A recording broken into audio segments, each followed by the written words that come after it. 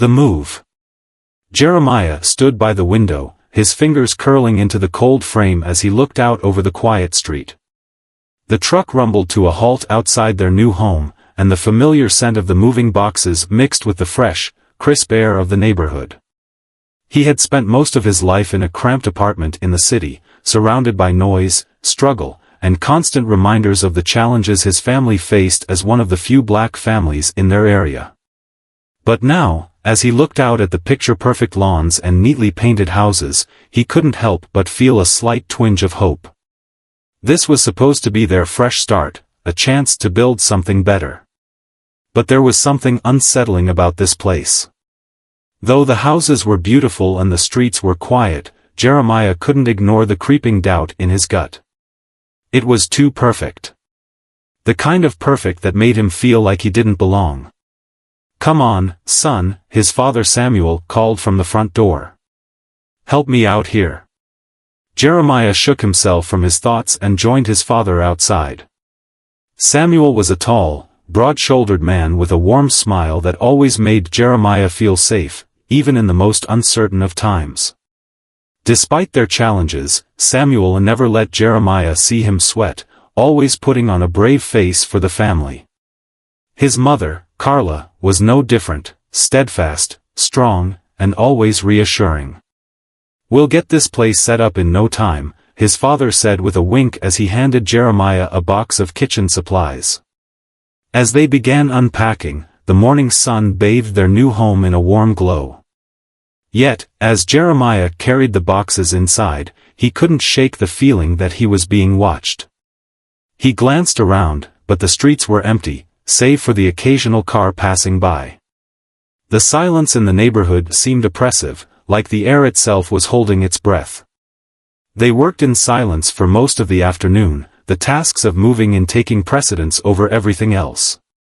But as the evening drew closer, Jeremiah found himself wandering outside again, hoping for a breath of fresh air and perhaps a glimpse of the people he might one day call neighbors.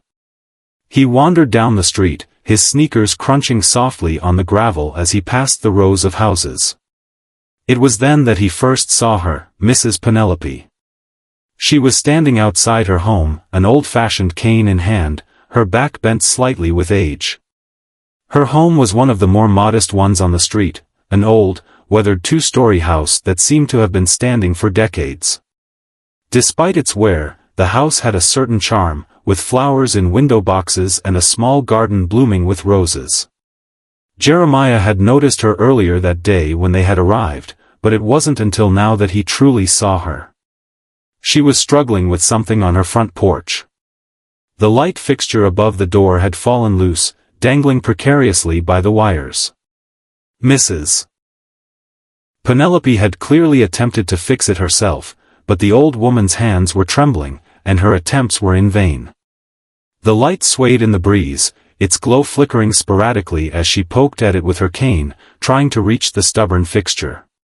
Jeremiah hesitated for a moment, watching her struggle. He felt a pang of sympathy in his chest. He knew the feeling of not being able to do something that seemed so simple to others, like the way he had struggled to fit in here, like the way he'd felt small in this new neighborhood. He took a deep breath, his resolve firming up.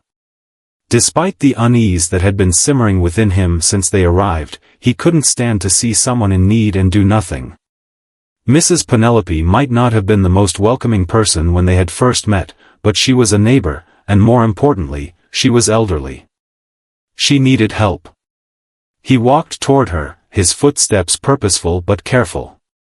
The sun was starting to dip below the horizon, casting a warm golden hue over the neighborhood. As he got closer, Mrs. Penelope glanced up at him. There was a moment of surprise in her eyes, quickly masked by a polite smile. "Can I help you with that, Mrs. Penelope?" Jeremiah asked, his voice steady and kind. The woman's face softened, and she looked at him for a moment before nodding. "Oh, that would be lovely, dear. I've been trying to fix that light all day, but my hands just don't work the way they used to." Jeremiah smiled, his nerves easing as he took in the sight of her. There was something comforting about her presence, despite her age. She looked like someone who had seen a lot in her life, someone who had stories to tell, even if she didn't always speak them aloud. "I can get a ladder from the back," he said, pointing toward her shed. "It'll only take a minute." Mrs. Penelope raised a hand to stop him. "No need for that," she said with a faint chuckle. "I'm not as fragile as I may look. I'm just stubborn, that's all." Jeremiah raised an eyebrow, wondering whether to push the latter idea or just use a different approach. He could tell she wasn't one to easily accept help, but he could sense her frustration with the situation. After a brief pause, she finally relented. "All right, young man. You may be right about that ladder. But if I fall and break something, it's on you." Jeremiah couldn't help but laugh. "Don't worry, I'll be careful." He fetched the ladder and climbed up carefully, positioning it beneath the light fixture. As he worked, he felt Mrs. Penelope watching him with a certain curiosity, as though she was trying to assess him. It wasn't until he had finished and stepped back down that she finally spoke. "Thank you, Jeremiah," she said, her voice softer now, almost as though she had dropped some of the walls she had built around herself. "You know, you're a rare one. Not many people would help an old woman like me, especially someone like you." Jeremiah blinked, his brow furrowing in confusion. "Someone like me?" She gave a small smile. "Well, you know, someone who isn't exactly like everyone else around here." Her tone wasn't accusatory or dismissive, but simply a matter of fact. Jeremiah nodded, understanding what she meant. He had felt the differences, had felt them from the very moment his family moved here. But he refused to let it define him. He wasn't going to apologize for who he was. "I just believe in helping people," he said simply, offering her a smile. "Doesn't matter who they are." Mrs. Penelope regarded him for a moment, her expression thoughtful. "I suppose that's true," she murmured. "Well, thank you again, Jeremiah. You've made my day a little brighter." Jeremiah smiled, feeling a warm glow spread through him. He hadn't expected it to feel this good to help someone, especially someone who had seemed so distant before. As he turned to leave, he couldn't help but notice a group of kids standing at the end of the street, watching him. Their faces were familiar, the ones who had made subtle jabs at him, the ones who had passed judgment on his presence in their neighborhood.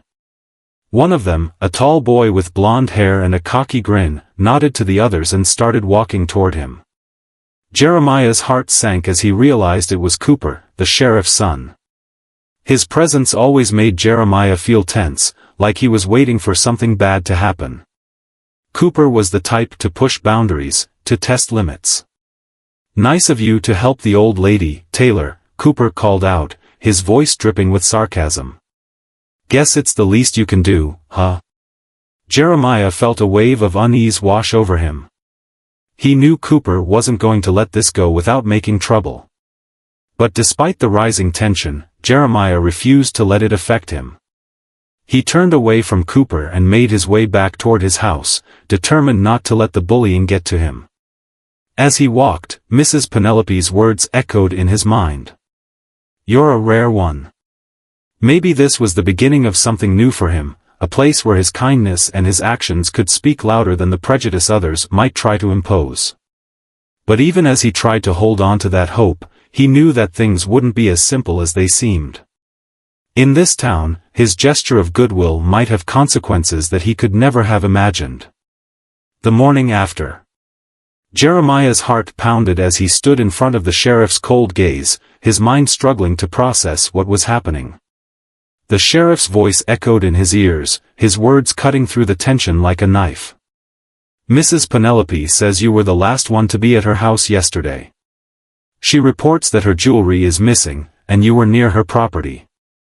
Jeremiah could feel his palms grow clammy, his mind racing to find any explanation for the sudden accusation. He was no thief. He had only been trying to help Mrs. Penelope fix the light, something so simple that he couldn't imagine it leading to anything like this. His mother, Carla, stepped forward, her face tight with concern but filled with an undeniable strength. "Jeremiah didn't steal anything, Sheriff," she said firmly, her voice unwavering. "He was helping Mrs. Penelope.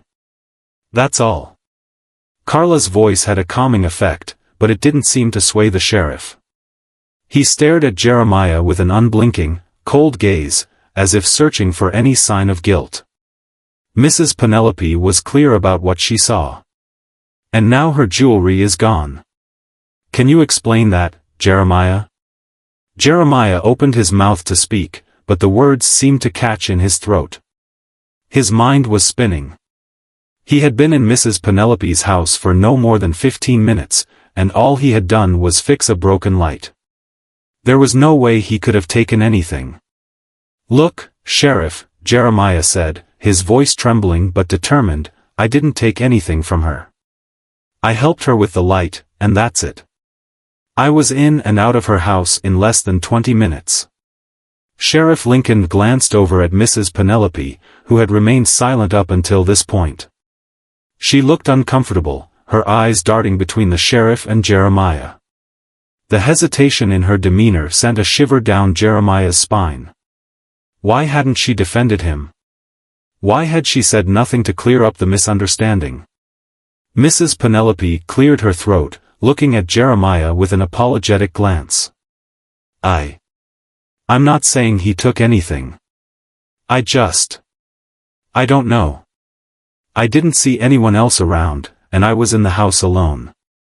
Her voice faltered. "I didn't mean to cause trouble. It's just, the timing seemed off." Jeremiah's stomach churned as he processed her words. She wasn't outright accusing him, but her failure to back up his story was just as damning. The sheriff's eyes narrowed, sensing the doubt in the old woman's voice. He turned back to Jeremiah, his expression steely. "This doesn't look good, son," the sheriff said, his voice low and dangerous. "I don't like this one bit." Before Jeremiah could respond, Carla stepped forward, her voice sharp and forceful.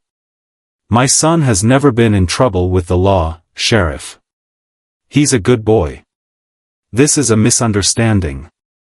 We'll sort it out, but don't you dare accuse him of something he didn't do." The sheriff's gaze shifted from Carla to Samuel, who stood beside her, his jaw clenched. They were both trying to remain calm, but it was clear the tension was building. The entire situation was surreal, like a nightmare they couldn't escape. Sheriff Lincoln glanced at Mrs. Penelope one more time, his eyes dark with suspicion. "We'll need to investigate this further. If Jeremiah was truly just helping out, then there should be no problem. But we can't let this slide. Not when there's a crime involved." Jeremiah opened his mouth to argue, to tell the sheriff that he had nothing to hide, but he knew it was pointless. The sheriff had already made up his mind, and no amount of pleading or reasoning would change that. His family was now caught in the web of suspicion, all because of a simple act of kindness. Without another word, the sheriff turned on his heel and left, followed by Mrs. Penelope. The door slammed shut behind them, and the weight of silence pressed in on Jeremiah and his parents. The house, once filled with the sounds of unpacking and laughter, now felt cold and oppressive. Jeremiah sank into a chair at the kitchen table, his hands resting heavily on the wood. His mind was spinning. How had things gone so wrong so quickly? He had only tried to do something good, something that should have been simple. Helping Mrs. Penelope hadn't been an act of charity, it had been a reflection of who he was. But now, it felt like everything he did was being questioned. His kindness had somehow turned into a crime. How had they reached this point? Carla sat down beside him, placing a hand on his shoulder. Her voice was calm, but there was a fire in her eyes. "Don't let this break you, Jeremiah. We know the truth. And that's what matters. You did nothing wrong." Jeremiah nodded slowly, feeling the warmth of his mother's hand, but the coldness of the sheriff's words still lingered in his mind. "I didn't do anything, Mom. I just helped her. I don't understand."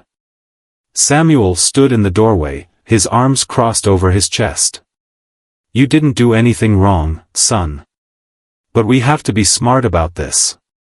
We don't know what's going on here, but if someone's trying to frame you, we need to stay calm. We'll figure this out. Jeremiah looked up at his father, his heart heavy with confusion and fear. What if they don't believe me, Dad? What if they keep thinking I took something? Carla squeezed his shoulder. They will believe you, Jeremiah. It might take time, but the truth will come out. We're going to fight this. Together. The next few hours passed in a blur. The house, which had once felt like a place of hope and possibility, now seemed like a prison. Jeremiah couldn't shake the feeling that something bigger was at play here. His family had barely moved in, and already, they were being dragged into something that could ruin them. Jeremiah's thoughts turned back to Mrs. Penelope. Had she really believed him when he helped her? Had she truly seen his actions for what they were, or had she just been trying to avoid trouble in her own way? The more he thought about it, the more the situation seemed surreal. What had she meant by, someone like you? He didn't know what to make of it, but one thing was clear. His life in this town was about to become a lot harder than he had ever anticipated. The next morning, the tension was palpable.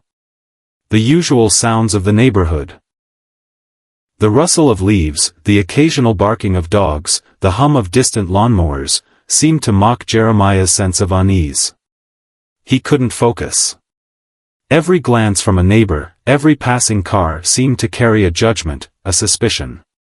Even the sun, bright and cheerful outside, seemed to be casting a long shadow over his thoughts.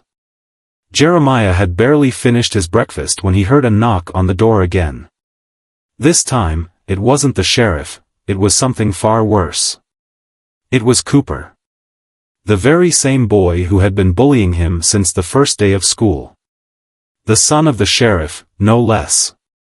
Jeremiah had always known that Cooper would be trouble, but he hadn't expected this. Cooper stood on the doorstep, a smug look on his face, his arms crossed over his chest like he owned the place. His usual crew of friends lingered in the background, smirking. You know, Cooper began, his voice dripping with malice, I heard about what happened with Mrs. Penelope. Funny thing, isn't it? A kid like you helping out an old lady, and then, poof.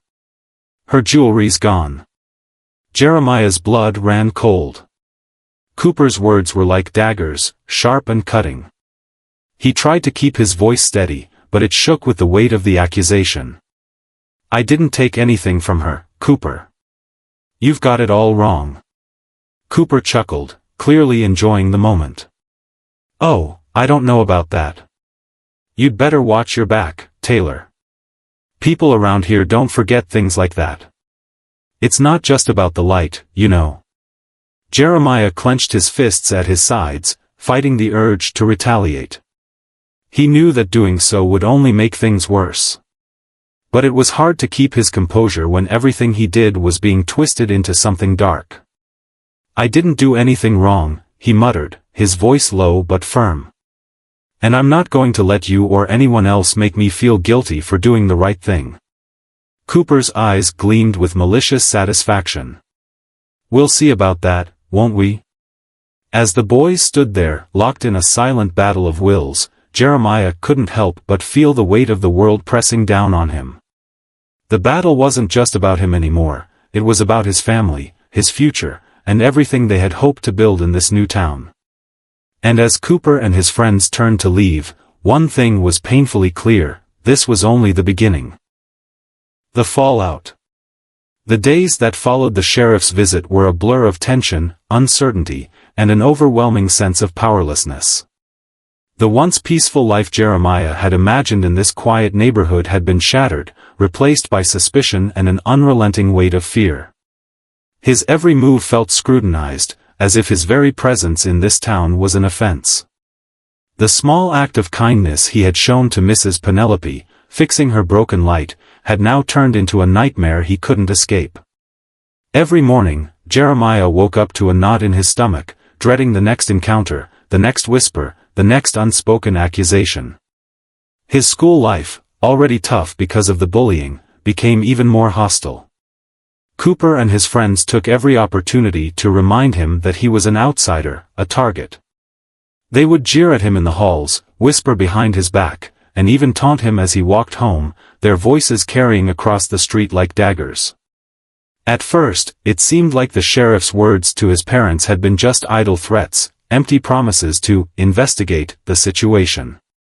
But as the days wore on, it became clear that they weren't just empty words. The sheriff's investigation was real. Jeremiah found himself constantly looking over his shoulder, waiting for the next knock at the door, the next accusation. The uncertainty gnawed at him, leaving him restless and unable to focus. His family, once full of hope, had fallen silent, wrapped in the same suffocating tension that surrounded them. One evening, as the family sat around the dinner table, the air thick with unspoken worry, the phone rang.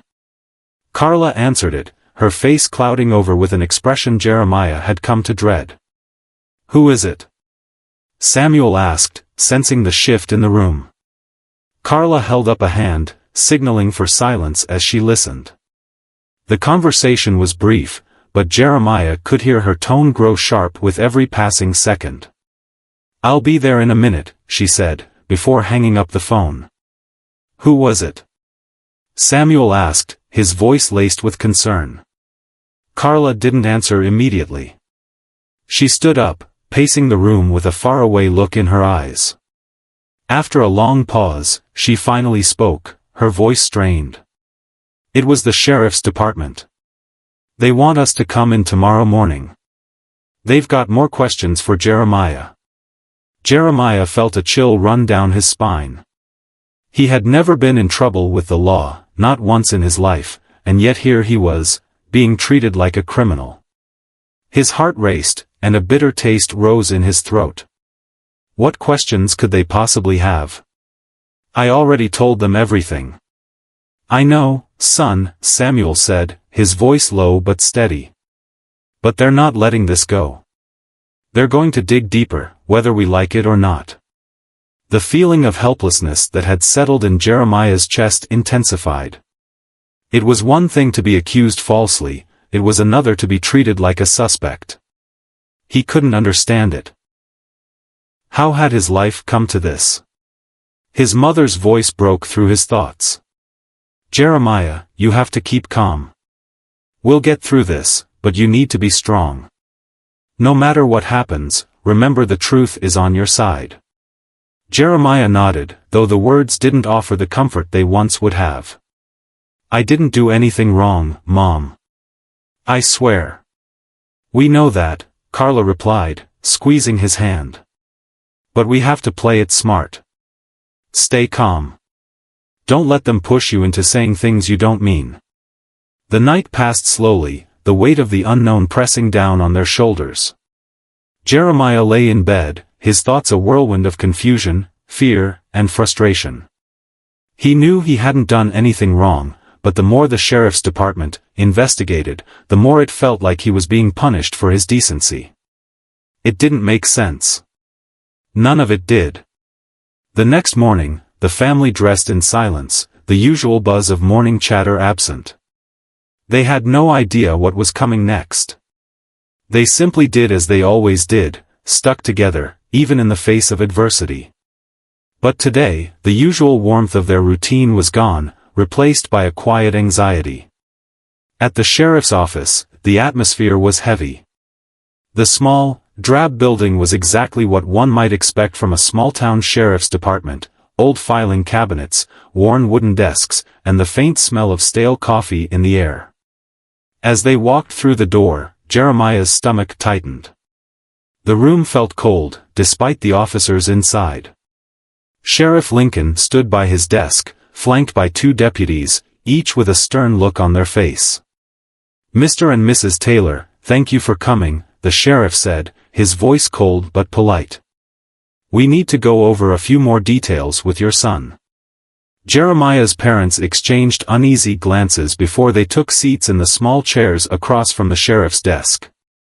Jeremiah stood beside them, his hands stuffed deep into his pockets to keep them from trembling.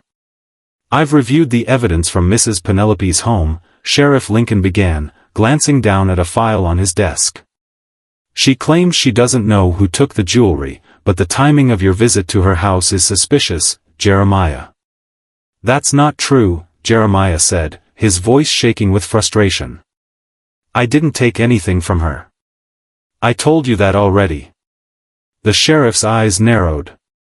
"And yet, you were there. Right after she mentioned seeing a stranger in the neighborhood the same day. Doesn't that seem a little too coincidental to you?" "I helped her fix the light," Jeremiah replied, trying to stay calm, but the sting of the sheriff's insinuations was unbearable. "I wasn't there for anything else. I didn't even know about her jewelry. I don't know what happened to it, but I swear I didn't take it." Sheriff Lincoln didn't seem convinced. "We have to follow every lead, son. We can't just ignore the fact that you were the last person near her property." Jeremiah clenched his fists, his frustration bubbling over. "What am I supposed to do? I'm not a criminal. I didn't steal anything." The sheriff leaned back in his chair, his fingers steepled together as he observed Jeremiah carefully. "You're saying you didn't take anything. But how do we know that for sure? How do we know that light wasn't just an excuse to get inside her house?" Jeremiah opened his mouth to speak, but no words came. His mind raced, struggling to make sense of what was happening. He could feel the walls closing in on him, the walls that had been built by suspicion, by fear. This wasn't just about a light anymore. It was about his very place in this town, his very existence. They were looking for a reason to punish him, to make him into the villain. Finally, after a long silence, Samuel spoke, his voice steady but firm. "Sheriff, my son didn't do anything wrong. He helped someone, and now you're trying to turn it into something it isn't. This isn't right." The sheriff's gaze flicked toward Samuel, but he didn't respond immediately. Instead, he picked up the phone on his desk and dialed a number. Jeremiah's heart dropped in his chest. He knew that nothing good could come from this. As the sheriff spoke on the phone, Jeremiah's thoughts spun out of control. He couldn't take much more of this, couldn't stand being treated like a criminal when all he had done was help someone. He had always believed that doing the right thing would lead to good things, but in this town, it felt like kindness was a crime in itself. When the sheriff finally hung up the phone, he looked at Jeremiah and his parents, his eyes hard with resolve. "We'll keep investigating," he said, his voice cold and final. "But don't think this is over. You'll be hearing from us again soon." As the sheriff and his deputies left the room, Jeremiah's knees felt weak. His world was spinning, and there was nothing he could do to stop it. The weight of the entire situation was suffocating. He had only wanted to do something good, something simple, but now it had spiraled out of control, and the consequences were just beginning to unfold. His family had always stood together, but this was different. This wasn't just about him anymore. This was about everything they had hoped for, a new life, a fresh start, and how quickly it could be ripped away from them, the strain of innocence. The tension within the Taylor household thickened with each passing day. The sheriff's office had promised that they were still investigating, yet it felt as though the investigation had already concluded in their minds. Jeremiah's every movement seemed to be under scrutiny. The once peaceful walks to school with Marcus had become fraught with unease, as if every step on the cracked sidewalks was another step closer to a trap. It wasn't just the sheriff's department that was watching him. Word of his involvement in Mrs. Penelope's supposed robbery had spread through the neighborhood like wildfire. By the time Jeremiah had walked home from school the next afternoon, he could feel the eyes of the neighbors on him. They didn't bother with the polite waves anymore. Instead, they turned their heads, whispering behind their curtains, eyes flicking toward him with judgment that stung worse than any words. One afternoon, as he passed by a neighbor's yard, he overheard a conversation between two women standing by their garden. One of them, a woman who had once offered a faint but friendly greeting, was speaking in hushed tones to the other.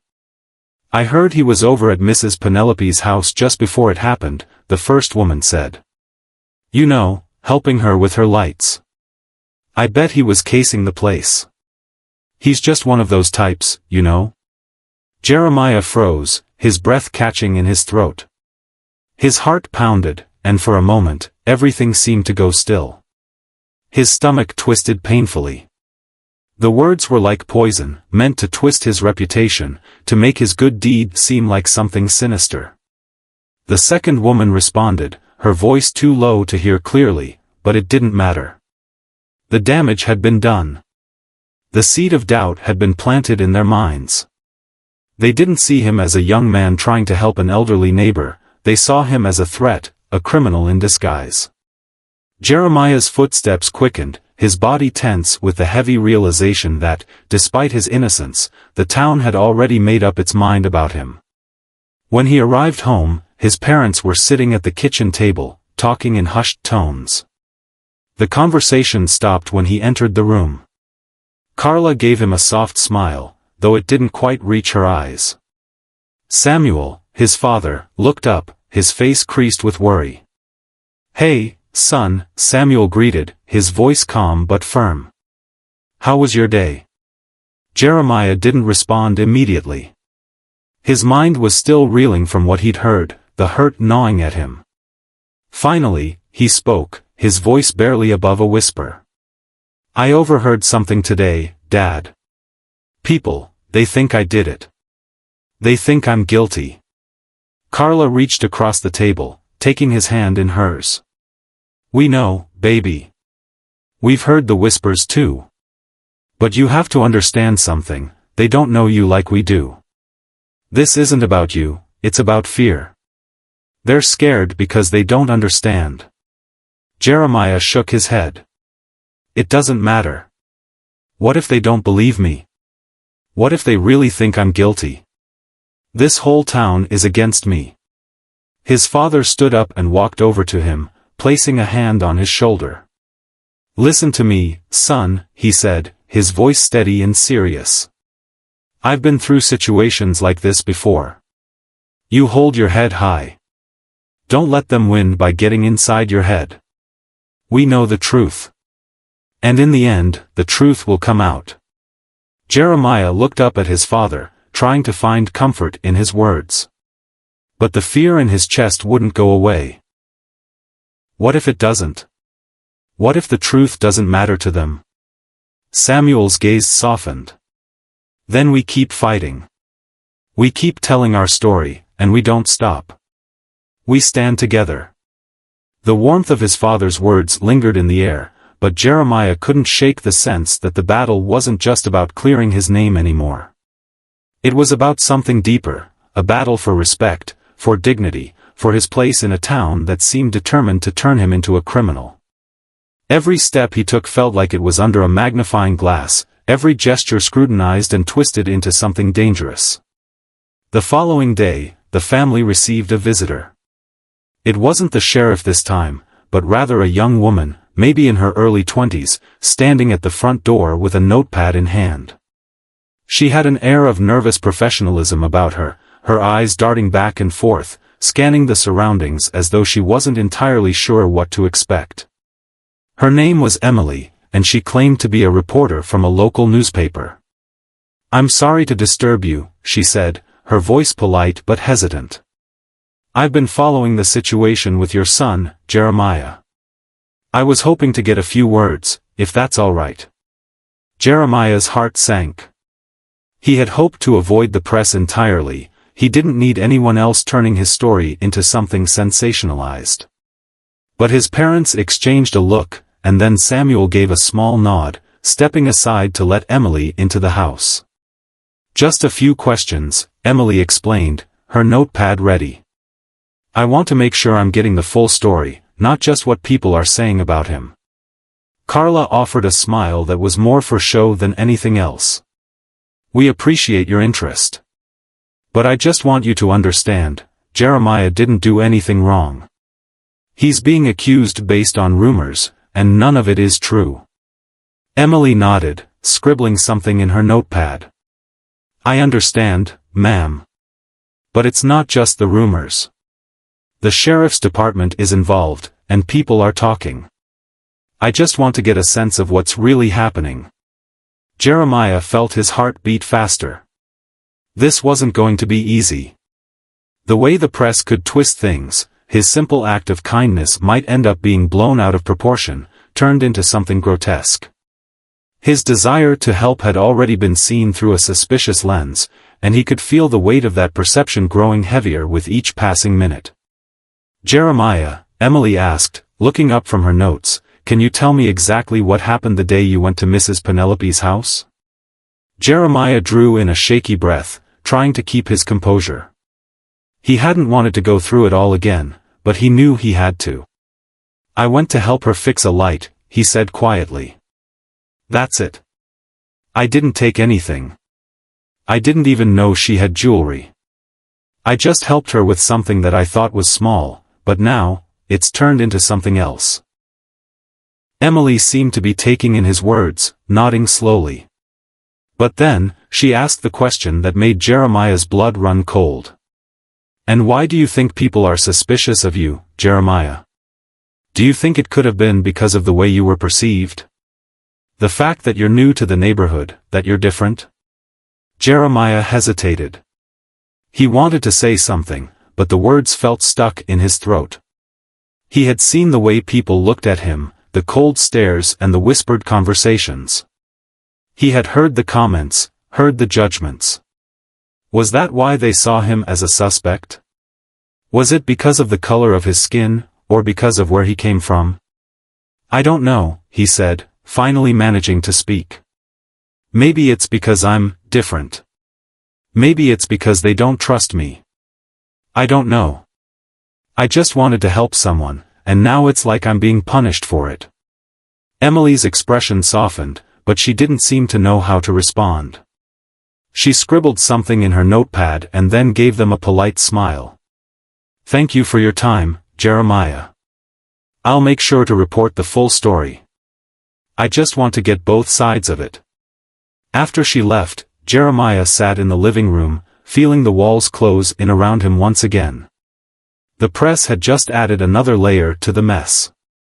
It wasn't just the sheriff or the neighbors anymore, it was the world outside, too. Now his story wasn't just his own, it was something for the whole town, the whole county, maybe even beyond, to judge and talk about. Jeremiah knew it wasn't over. It had barely begun. And as the days dragged on, the strain of innocence began to wear on him. The weight of being misunderstood, being accused of something he hadn't done, was almost too much to bear. The light that had once seemed so simple to fix now felt like an insurmountable barrier in his life, one that he couldn't fix no matter how hard he tried. The breaking point. The days bled into each other, each one heavier than the last. Jeremiah no longer saw the world with the same hopeful eyes he once had. Every step outside the house felt like a deliberate act of defiance against a world that was slowly turning its back on him. The whispers were constant, a background hum to his every action, a reminder that despite his innocence, he was still perceived as guilty in the eyes of those who didn't know him. Even at school, the environment had shifted. What had once been a battleground for minor insults and teasing from Cooper and his friends had escalated. The hallways that had felt like a place of refuge, a place to forget the pressures of home, now felt like a prison. His classmates' stares were sharper, more accusatory, and the questions they muttered under their breath were harder to ignore. He was no longer just the new kid. He was the suspect. The bullying had gone beyond just taunts and mockery. One day, as Jeremiah walked to his locker, he found a note shoved inside, scribbled in sloppy handwriting, "Thieves don't belong here, Taylor." His hands shook as he read the words, a sickening tightness in his chest. It wasn't just about him helping Mrs. Penelope anymore, it had become personal. And there was no escape. No place where he could go where the shadow of suspicion didn't follow him. His group of friends, Marcus, always by his side, and the few others who had managed to remain loyal, had been his only solace. But even they were beginning to feel the strain. They were nervous, too. Jeremiah could see it in their eyes, how they avoided meeting his gaze for too long, how they flinched whenever someone looked their way. One afternoon, as he sat by the bleachers during lunch, Marcus sat down next to him, his brow furrowed, his usual calm demeanor replaced with a mixture of concern and guilt. Jeremiah knew what was coming before Marcus even opened his mouth. "You've got to be careful, man," Marcus said quietly, his voice tinged with worry. "It's getting bad out there. People are starting to talk about you more, and I don't know if I can protect you anymore." Jeremiah turned to his friend, his heart sinking. He had always counted on Marcus to stand by him, but now it seemed like even the people closest to him were starting to distance themselves. "What do you mean, Marcus?" Marcus looked around, as if searching for anyone who might overhear their conversation. "I'm just saying, people are starting to believe what they hear. They see you as guilty, Jeremiah. And they don't care that you didn't do it. They don't care about the truth." Jeremiah's stomach twisted, a deep ache settling inside him. "I never wanted any of this. All I did was try to do something good. How did it turn into this?" "I don't know, man," Marcus replied, his voice filled with helplessness. "But I'm telling you, it's only going to get worse. People are scared, and when they're scared, they lash out. They'll blame anyone they can, and right now, you're the easiest target." The words hit him harder than he expected. The truth in Marcus's voice, the grim reality that even his closest friend could no longer stand beside him without fear, was a blow that left him breathless. He had never felt so alone, so abandoned. That night, Jeremiah lay in bed, staring at the ceiling, his mind swirling with all the things he couldn't control. The world outside felt so far away, like a distant place he could never reach. He thought about his parents, about how they were fighting to keep the truth alive, fighting to protect him from the lies that had spread so quickly. But he knew it was getting harder for them, too. They were no longer just fighting for their son, they were fighting for the life they had hoped to build here, and each day, it seemed to slip further from their grasp. He couldn't stay in this town. That much was clear. There was no future here for him, not if the weight of suspicion kept pushing him down. Every time he walked out the door, it felt like he was suffocating a little more. His parents had tried to reassure him, tried to tell him that they would fight for him, that they would clear his name, but in the quiet moments when they weren't looking, when they weren't trying to protect him, Jeremiah could see the cracks in their resolve. They were struggling, too. It was in the midst of these heavy thoughts that his phone buzzed on the nightstand. Startled, he picked it up, wondering who could be texting him at this hour. The screen displayed a message from an unknown number. "I know what you did." His heart stopped. His blood ran cold. He had no idea who this was. No idea what they meant. Was it a prank? Another cruel joke? But his gut told him it wasn't. It was something darker, something far more dangerous. He hesitated, his finger hovering over the reply button. But then another message came in, even more chilling than the first. "Stay away from Mrs. Penelope. We're watching you." Jeremiah felt his stomach churn, the sickening feeling of dread washing over him. Whoever was behind this, they weren't just accusing him anymore. They were threatening him. And he didn't know how to respond, didn't know what to do next. He sat up, staring at the screen, as the weight of the situation bore down on him. The lies, the bullying, the town's distrust, it wasn't enough. Now, someone wanted to make him afraid.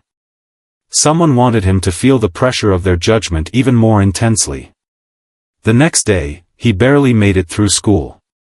The day dragged on, each moment more painful than the last.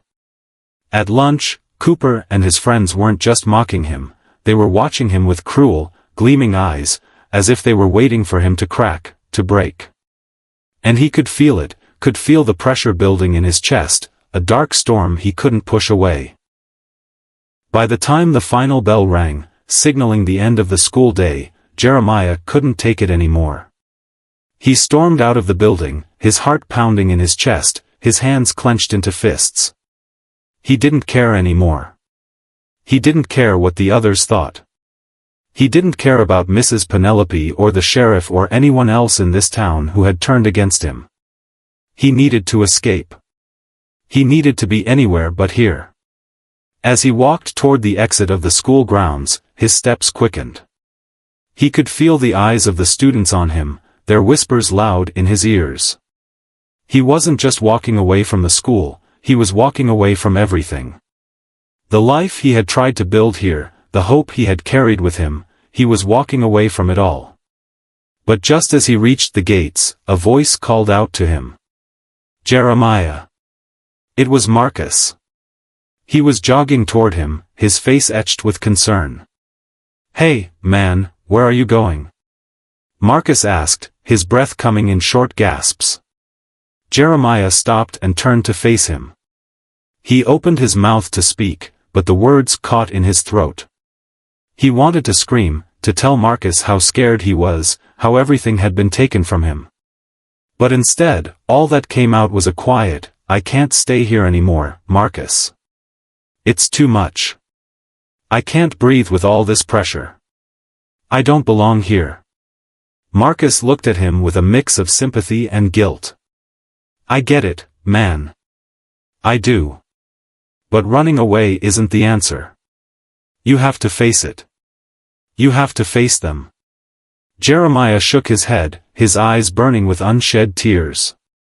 I don't know if I can. What if they never believe me? What if I'm always just the kid they suspect? Marcus reached out, placing a hand on his shoulder. Jeremiah, I know it's hard. But you have to fight. Don't let them win by letting them break you. You're stronger than they think. For a moment, the weight of his friend's words sank in. Maybe Marcus was right. Maybe the only way out of this was to fight, not run. But as he looked around, the weight of the town's cold stares, the unspoken judgments that hung in the air, felt heavier than ever. How could he fight a battle when it seemed like the whole world was against him?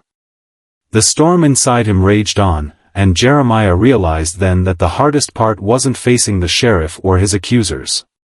The hardest part was fighting the feeling of hopelessness that had crept into his heart, threatening to consume him whole.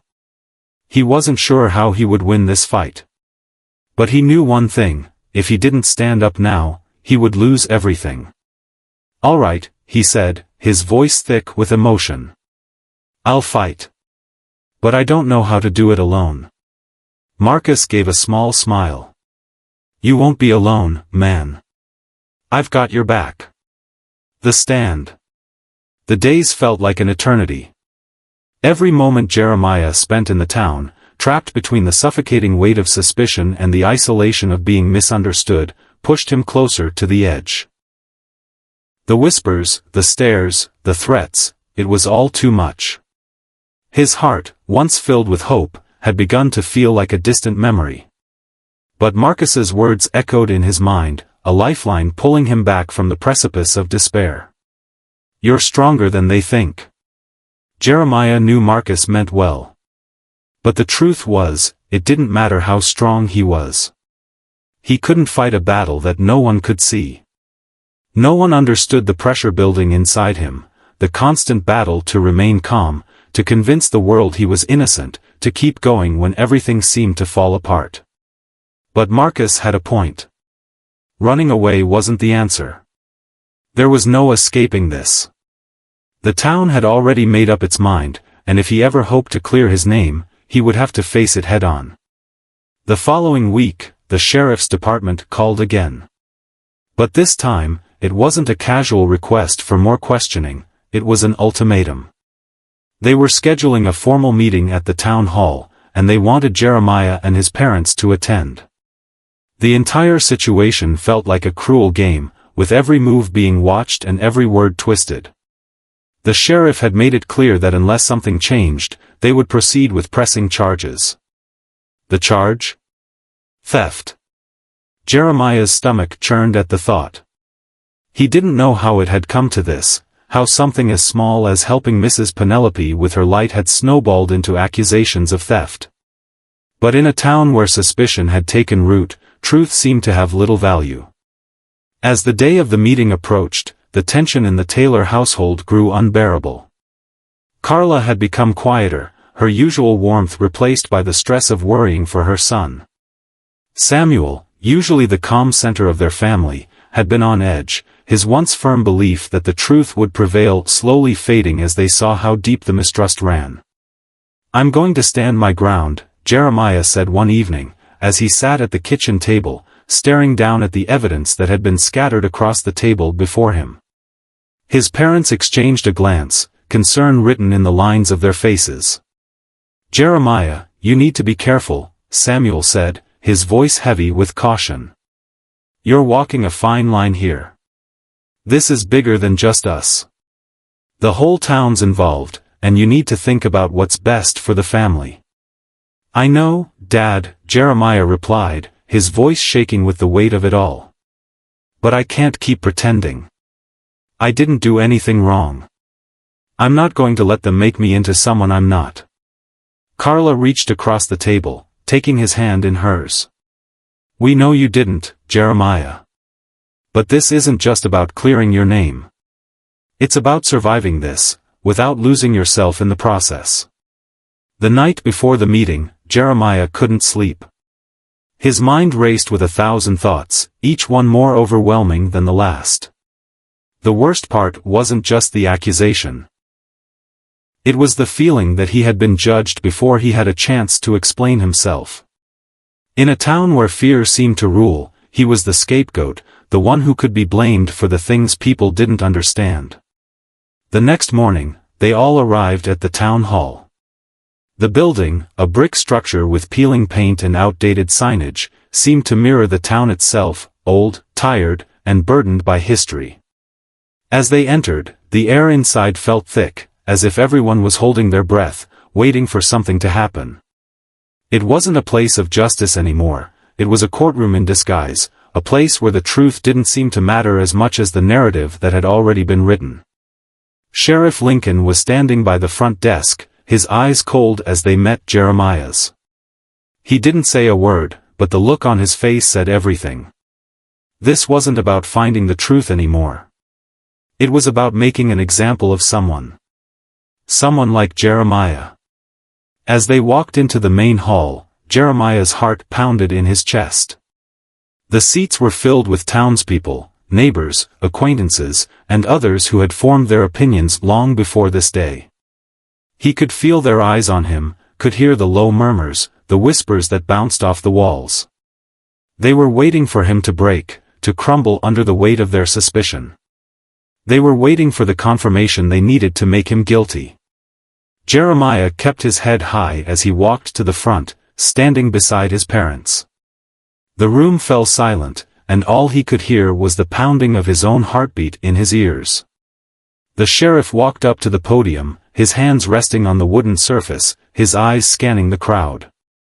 "We are gathered here today because of the events that have unfolded in this town," Sheriff Lincoln began, his voice smooth and authoritative. "It is our duty to ensure that justice is served. We cannot allow thieves and criminals to walk free, especially when they violate the trust of our community." Jeremiah felt a wave of nausea hit him. He couldn't listen to this anymore. It was all lies, all of it. They were using him as a pawn in their own twisted game. But he wasn't going to let them have that victory. He stepped forward, his voice cutting through the silence.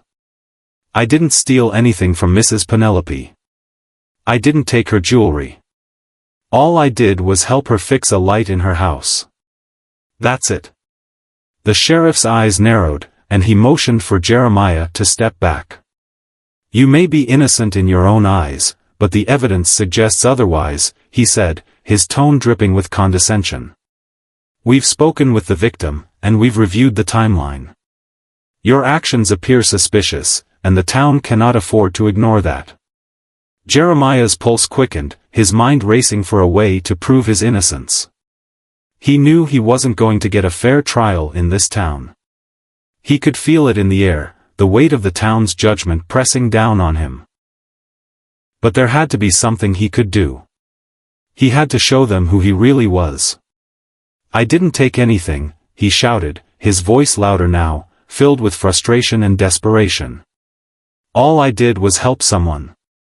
How is that a crime?" The room was still for a moment, as if the very air had frozen in place. And then, a voice rang out from the back of the room. "I believe him." The words sent a shockwave through the room. Everyone turned to see Mrs. Penelope standing at the back, her cane in one hand, her other hand resting on her hip. She was standing tall, her frail frame defying the weight of the situation. There was a determination in her eyes, a defiance that shook the room to its core.